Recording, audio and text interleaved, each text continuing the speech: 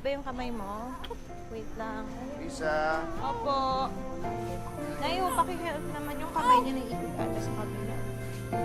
Wala, mauna muna ako ha. Tapos pag may kailangan, lalo na ng apo ko, patawag lang ako kaagad. No. Ayan, dito. Adios, apo. Adios. Kamukha ni Lolo kasi. Ayan no, na. Oh, dito mo din ang tawa. Yung bata sa pinagsasabi mo. Alam mo, nainggit ka lang, Rita. Kasi nga, nahadlo ko na ang apo natin, pero ikaw hindi pa. Malis ka na't baka gabihin ka Atid mo na pa. lang ako sa labas, pinakamaingit. Sige po. Sige po, ingat po kayo, Day. Ano? Mauna na, ha? Oo. Pre. Pa. Oo. Sige. Oo. Hindi na. Ano, gutom ka na. Gutom ka na. Sige, sige, sige. Ayo, Mike. Salamat, salamat.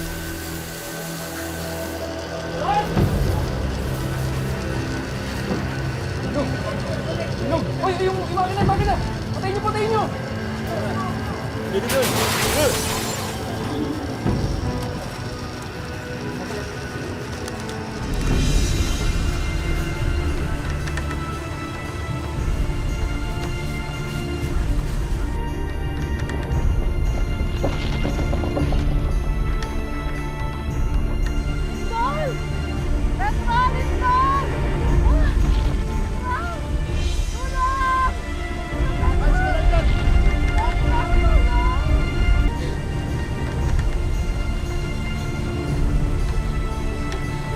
Hirap sa'yo. Sumunod ka pa kasi sa akin eh. Sandali, sandali.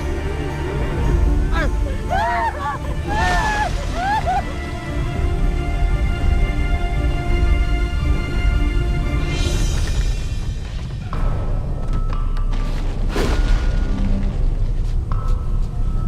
Sumagot ka!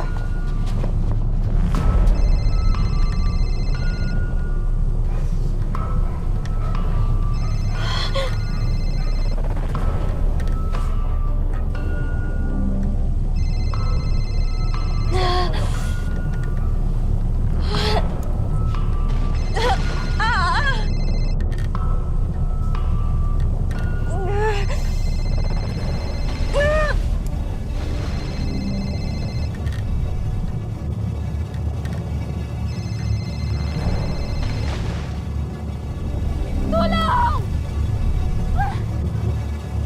Tulungan niyo kami! Tulungan niyo na ako! Tulungan niyo kami!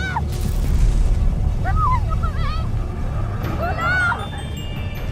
Patiin ko. Tulong! Tulungan niyo nanay ko! Tulong!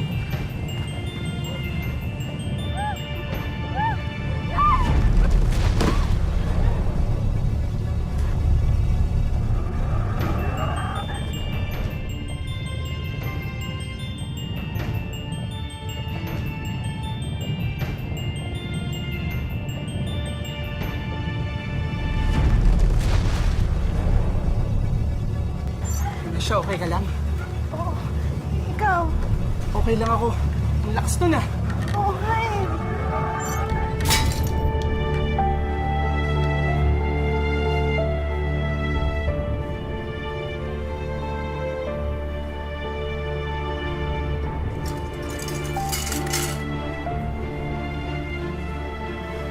Kamusta na kaya si Lisa?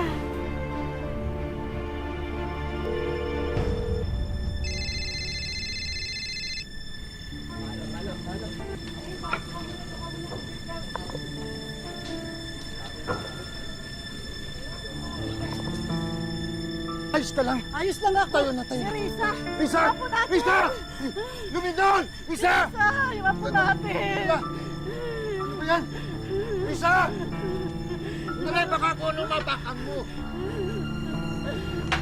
Lisa!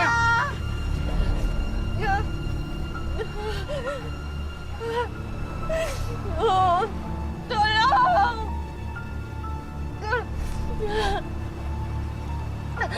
Tulong! Lisa! Lisa! Lisa! Lisa! Nasaan ka? Nasaan yung bata? Risa! Risa! Apo ka! Saan yung bata? Yung taas na Rita, baka mamaya mabagsakan ka ng Risa. Risa! Risa! Risa! Risa, tulong! Tulong! Rita, nabagsakan sila ng pader! Ala! Mga apo ko nasaan na, Risa? Risa, ang bigat! Tulong! Tulong! Pahingi ako ng tabang, ha? Teka lang, kausapin mo! Kausapin mo! Yung bata ingatan nyo! Risa, anak ko, Risa! Risa, lakasan mo Tulong! ako, Risa! Tabang! Tabang!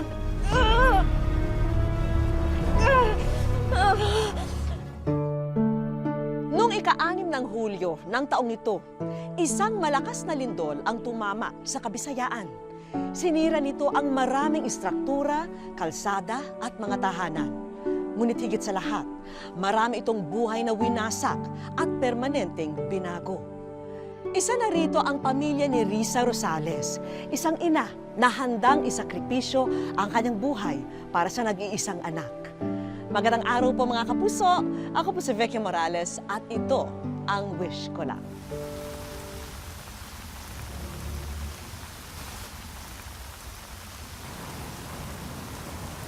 Hulaan mo kung sino. Mike! Mike! Ka ba? Baka mo makakita sa atin eh. Ano ba naman? Ba't ba kasi nagtatago pa tayo?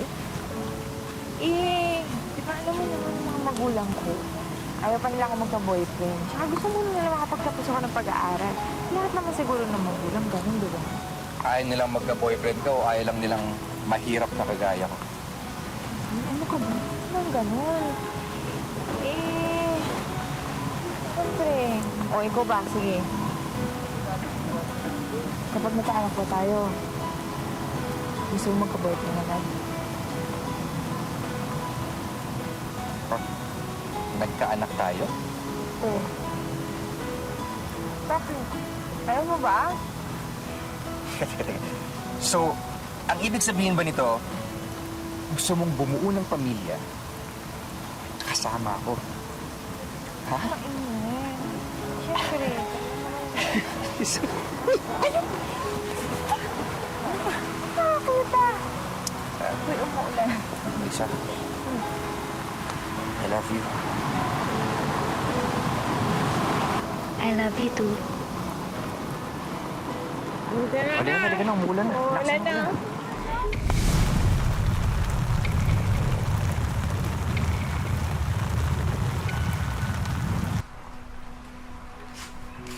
Hindi pa rin siya sumasagot. Nararamdaman ko may masamang nangyayari sa anak natin. Hayaan mo. Maya-maya pupuntahan natin sila, ha? O, sige, diyan ka lang, ha? May gagawin lang ako doon.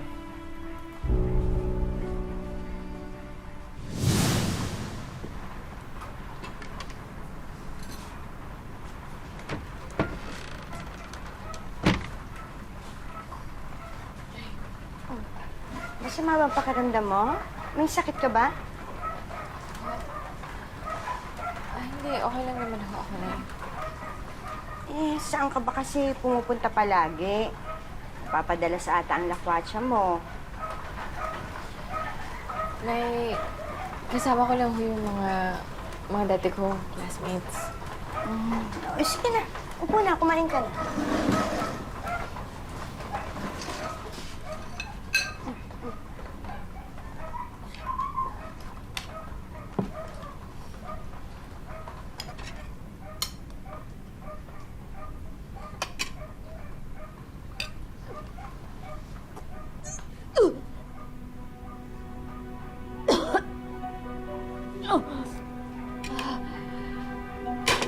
Sino ama niyan? Nay, Ha? Sino ang ama niyan? Sino ang ama niyan?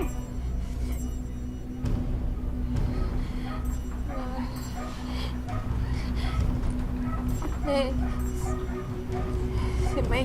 si Mike ho. Paano mo nagawa sa amin to? Pinag-aral ka namin inalagaan. Tapos gagawin mo to? Nay, mahal ko po si Mike eh. Mahal? Mahal mo siya? Paano kami ng tatay mo? Dinaliwala mo kami ng tatay mo dahil mahal mo siya? Nay, hindi po sa ganun. Ha? Nay, hindi po. Hindi po yan. No.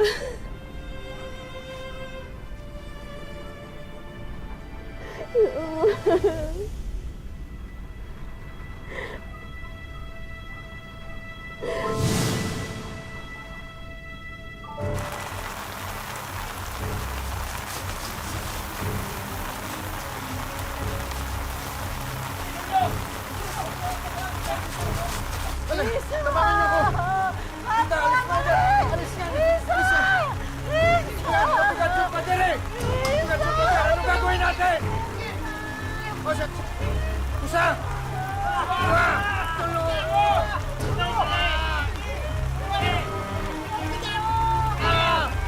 Isa!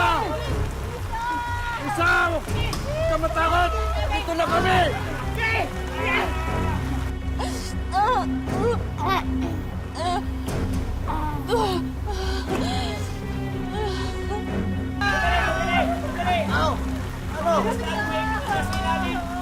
Ano mabuting gawin? Sige! Isa! Oh, yung apo mo! Isa!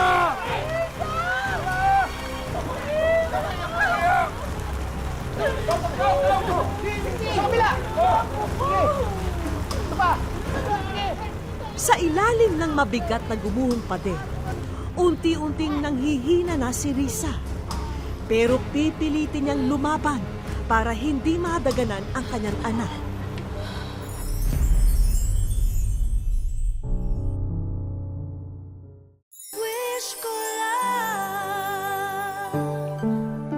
Nadaganan ang gumuhong pader si Risa at ang kanyang 5 buwang gulang na anak, habang ang kabiyak na si Mike walang kaalam-alam sa nangyari sa kanyang mag-ina. Kaya labis ang pag-aalala niya at nagmamadali ng makauwi sa kanila. Tulungan niyo kami.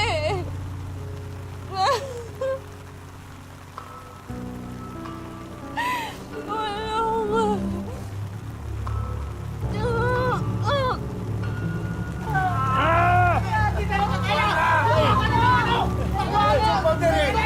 Ano ba ang gagawin? Isa! Kahoy!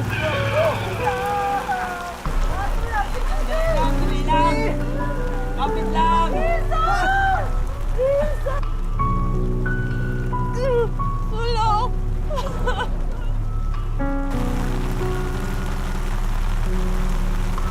Tayo ako ko! Risa! Tulong! Tulong ko, bilisan niyo! Baka masukat mo yung apo mo! Bilisan niyo! Yung apo ko! Tik naman na yan! Alay! Marian niyo! Bilisan niyo! Parang awa nila! Isa ka! Apo ko! Isa! Risa! Isa, huwag ka mawawala ng ano! Tulong. Tulong, Nay.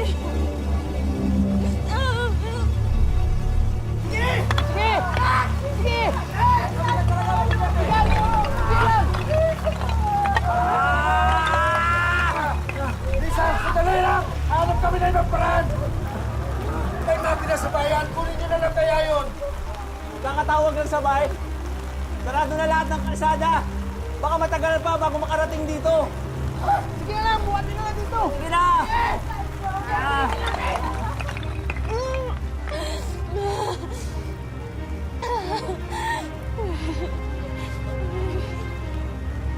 Pasakin na lang natin! Pasakin na lang natin! Hindi, hindi! Delikado yun! Baka madagalan nasa loob! Kawawa sila! Buhatin na lang natin! Kaya natin to! Dali! Dali! Dali! Dali! Hoy! Hoy! Magpuan ko po dito! Ang ito barangay! Dali!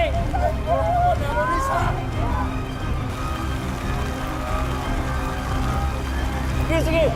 Buti nila! Gagawa pa kami ng ibang paraan na! Sige, sige, sige! Dahil hindi pa na ibang tabang! Laksan mo na ng loob mo!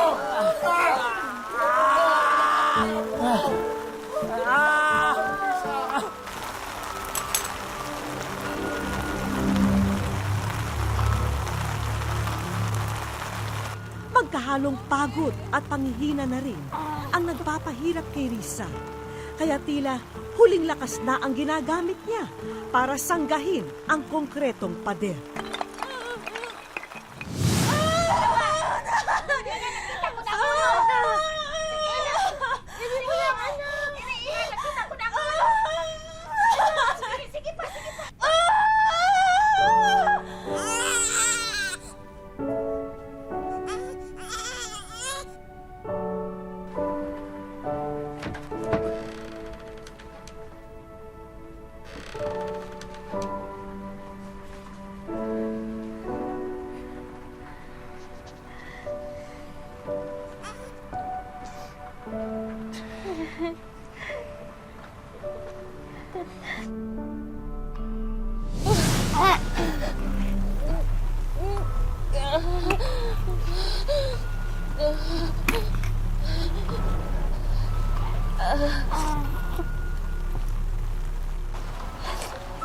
Anak. Tatandaan mo, ha? Mahal na mahal ka ng nanay.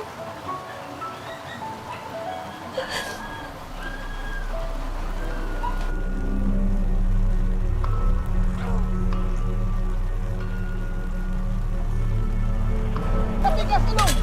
Inong! Tigas, Dong! Sige, Dong! Ranong! Ranong! Para! Kaya bukat yan, Inong! Dali! Oh! Oh! Oh! Oh! Bakit ko matagalan?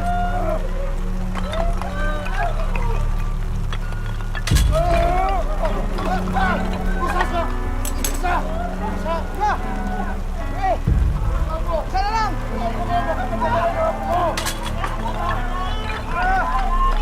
Dali na lang eh! Sige! Isa! Isa!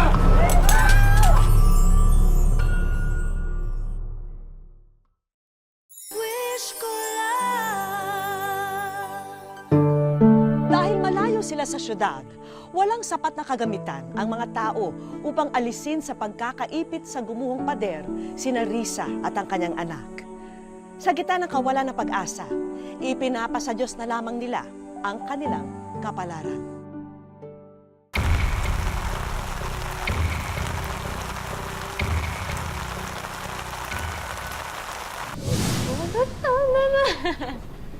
Alis na ako, Palangga. Alis na ako, ha? Alis na daw tatay mo. Dali. Anak, alis mo na si tatay, ha? Kailangan mo nang kumayod. Para pa yan sa kunyari. Para doon, tsaka para sa pagpapakasal natin.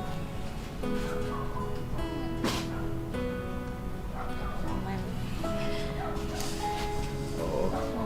Hindi ko pa yun nakakalimutan. Kasi pangako ko yun sa'yo, tsaka naman sa nanay mo.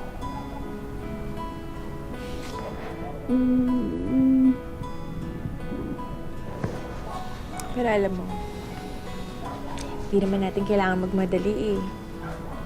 Dadating din yun. Ang tamang panahon.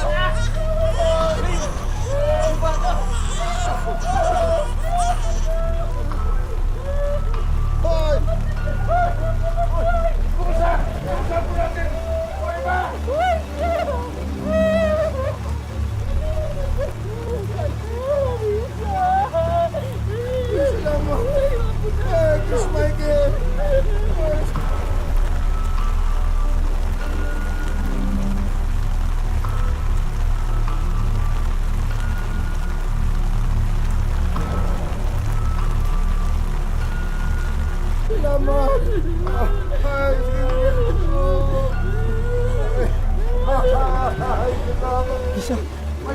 Lisa! Lisa! Lisa! Ano nangyari kay Lisa?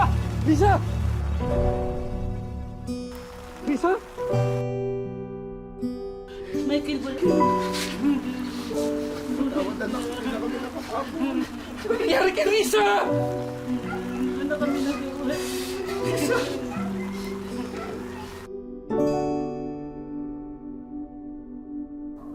Sige na, baka malit ako sa trabaho ko. Ha? Sige, Sige. mag-ingat Bye, ka, anak. ha? Balikan kita dyan, ha? Balikan ko kayo. Bye na daw. Bye-bye. Sige. Bye-bye. Ingat ka. Lisa!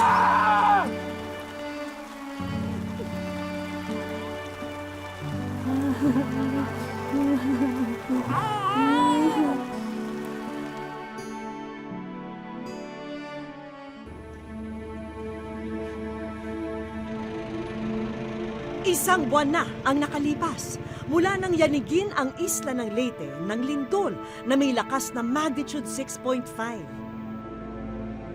Ang pinakalabis na napinsala, ang mga bulubunduking sityo sa bayan ng Ormoc. Ito ang unang pagkakataon na muling babalikan ni na Mike ang tahanan nila sa sityo Cabaonan. Dito pumanaw ang 19 anyos na si Risa. Naipit ito si Risa sa pinakasahig. Nakaupo siya sa bangko. Yung bangko nga basag na basag. Tapos, pag sabi na nga si Risa nga naipit na, papasok ko dito, kinuha ko yung bata dito sa lalim. Nakahiga, nakaganyan ang bata. Nakita ko yung kamay ni Risa, buhay pa siya. Ganyan, patulong. Para sa naulilang ina ni Risa, kinukumbinsi niya pa rin ang sarili na bangungot lamang ang lahat ng ito, na maari pa rin siyang magising, nakapiling pa ang anak. Mamaya-maya yung kaibigan ko nagpunta na naman doon. Sabi niya, May, narinig mo na ba yung balita na patay na raw si Risa? Hindi ako nakaimik. Ang isip ko naman na hindi, kaano-ano lang yun. Yung mga usap-usap na yan sa tao ba, hindi ako naniwala. Hindi ako naniwala nun. Doon ako naniwala na si Michael na talaga nagsabi sa akin. Pumunta siya sa amin. Sabi niya, Ma, wala akong magawa, Ma. Hindi ko natulungan si Risa. Kasi nandun ako sa trabaho eh. Ayoko na maniwala sa kanya. Kanino? Sa Diyos. Kinuha na niya lahat sa akin. Pamilya ko, tas yung asawa ko. Matayog ang pangarap ni Risa para sa pamilyang itinataguyod nila ni Michael. Pero, papaano nga ba ito ipagpapatuloy ng kanyang kabiyak ngayong maaga silang pinaghiwalay ng trahedyang ito? Pangarap ni Risa ng sariling bahay namin. Tapos, magkasal kami. Mag-aaral siya. Para daw dalawa kami magtatrabaho. Kasi yung trabaho ko, hindi permanente. 2 buwan, tapos wala namang trabaho, tapos meron naman. Gusto niya yung 2 kami magtrabaho. Ganun pa man, kahit abala sa trabaho, hindi pinapalampas ni Michael ang pagkakataon na makapiling ang anak na si Chris. Kung nasan ka man, mahal na mahal kita. Tapos yung baby natin, di ko yung pababayaan. Palalakihin ko ng maayos. Paaaralin ko. Para naman sa mga magulang ni Risa, pinipilit na nilang bumangon paunti-unti at magsimula ng bagong buhay na malayo sa pinangyarihan ng trahedya. At sa pagkakataong ito, bahagi na sina Michael at ang kanilang apo sa kanilang mga plano. Gusto ko talaga na umalis na kami dyan eh. Kasi masakit eh. Makikita ko kung saan si Risa lagi magpunta, saan mag-upo. Risa, sana naman tulungan mo ako mag-alaga sa bata. Kasi alam ko na nandyan ka eh. Kahit kaluluwa ka pa, makarinig ka sa akin. tulungan mo na lang ako na mag-alaga sa bata. Wag mong anuin siya na yung mag-iyak-iyak magabi. Yung tulungan mo na lang ako na walang sakit-sakit yung mga bata, yung bata. Siya alagaan ko yan hanggat lumaki. Habang buhay pa ako, mintas buhay pa ako, alagaan ko yan.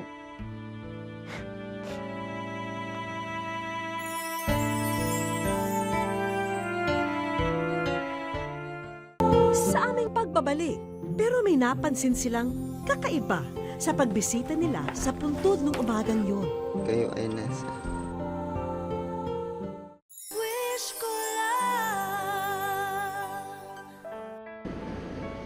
Sa sementeryo namin sinamahan si Michael at mga magulang ni Risa ng sumunod na araw. Pero may napansin silang kakaiba sa pagbisita nila sa puntod ng umagang yun.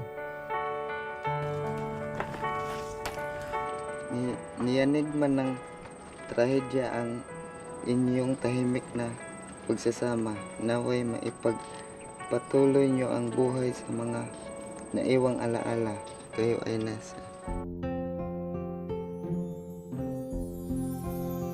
Ang promise ko lang sa iyo, nak, na yung anak mo talagang hindi ko to pababayaan. Dadalhin namin siya sa magandang ugali. Ipaalala ko sa kanya na ganyan ang nangyari sa inyo. Pangako ko po na hindi ko pababayaan anak natin. Mamahalin ko katulad ng pagmamahal mo, anak natin. Para sa isang ina, wala na sigurong mas nakakapanatag pa ng kalooban kundi makita na kumpleto sa gamit ang kanyang sanggol, lalo na't nakadepende pa ito sa pag-inom ng gatas. Kaya naman sinigurado namin na hindi kukulangin si Baby Chris ng kanyang gatas at diapers. Salamat talaga sa inyo. Nandito yung asawa ko. Sobrang saya. Kasi may marami ng gatas ng baby namin. Alam din naming iniwan na ng ama ni Risa ang trabaho sa malayo para lamang mabantayan ang pamilya at apo. Kaya tumugon ang pamahalang bayan ng Ormoc sa inyong pangangailangan.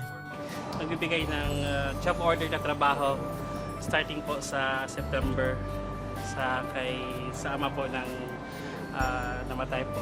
Papasalamat ako sa inyo, pati sa kay Mayor. Maraming salamat. Para naman kay Michael, dagdag training para makakuha ng regular na trabaho. Electrical installation and maintenance in situ. Ito po yung konting tulong na maibigay sa TESDA sa iyo. Congrats. Sir, asahan niyo po, pagbubutihin ko ang training para hindi masayang kung binigay niyo sa akin. Maraming salamat. At eto naman ang para kay Nanay Nemesha na walang hinangad, kundi ang muling makapagsimula para sa mahal na apo. You're one of our beneficiary for housing. Okay? Okay. So, pwede na kayong bumakit doon sa area ninyo. Malaki talaga to kasi yun ang pangarap ko na makaalis na kami doon Gusto ko na talaga umalis doon. At para naman kay Baby Chris, dapat sanggol pa lamang ay pinaghahandaan na ang kanyang kinabukasan. Kaya naman ang pondong pinansyal na kanyang kakailanganin, pati ang panimulang ipon sa bangko, eto at ipinagkakaloob na sa munting anghel. Ma'am Becky, maraming salamat sa inyo. Malaking tulong na to sa amin sa bata.